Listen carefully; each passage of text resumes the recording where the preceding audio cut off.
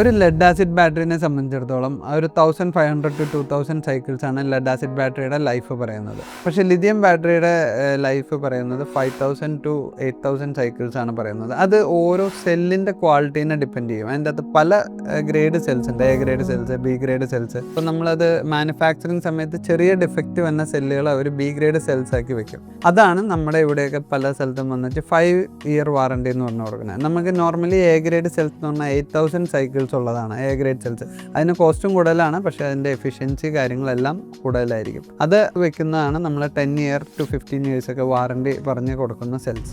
നമ്മൾ ചൈനയിൽ നിന്ന് ഡയറക്റ്റ് പർച്ചേസ് ആണ്, അവിടെ പോയി സെല്ല് ടെസ്റ്റ് ചെയ്താണ് പർച്ചേസ് ചെയ്യുന്നത്. ക്വാളിറ്റിയുടെ കാര്യത്തിൽ നമുക്ക് യാതൊരു കോംപ്രമൈസും ചെയ്യാൻ പറ്റില്ല. കാരണം എന്താണെന്ന് വെച്ചാൽ വൺസ് ക്വാളിറ്റി കോംപ്രമൈസ് ചെയ്ത് കഴിഞ്ഞാൽ ഈ സെൽസ് വീക്ക് ആവും. അപ്പം നമ്മൾ 8000 സൈക്കിൾസ് ലൈഫ് സൈക്കിളുള്ള സെല്ലാണ് നമ്മൾ കൊണ്ടുവരുന്നത്. ഒരു ലൈഫ് സൈക്കിൾ എന്ന് പറഞ്ഞാൽ ഒരു ബാറ്ററി ചാർജ് ചെയ്ത് ഡിസ്ചാർജ് ചെയ്യുന്നതാണ് ഒരു സൈക്കിൾ. അങ്ങനെ 8000 ടൈമിൽ നമുക്ക് അത് റീചാർജ് ചെയ്യാവുന്നതാണ്. അതാണ് 8000 സൈക്കിൾസ് എന്ന് പറഞ്ഞാൽ. ഒരു ഹൈബ്രിഡ് ഇൻവെർട്ടർ അല്ലെങ്കിൽ ബാറ്ററി സ്റ്റോറേജ് സിസ്റ്റം എന്ന് പറഞ്ഞാൽ ഡെയിലി ചാർജിങ്ങും ഡിസ്ചാർജിങ്ങും ഉണ്ടാവും. അപ്പോൾ ഒരു ദിവസം ഒരു സൈക്കിളാണ് അതിൻ്റെ അകത്ത് കാൽക്കുലേറ്റ് ചെയ്യുക. അങ്ങനെയാണ് ഇതിൻ്റെ ഒരു കാൽക്കുലേഷൻ പോകുന്നത്. അപ്പോൾ നമുക്ക് 8000 സൈക്കിൾസ് എന്ന് പറഞ്ഞാൽ നമുക്ക് 8000 ടൈംസ് അത് ചാർജ് ചെയ്ത് ഡിസ്ചാർജ് ചെയ്യാവുന്നതായിരിക്കും.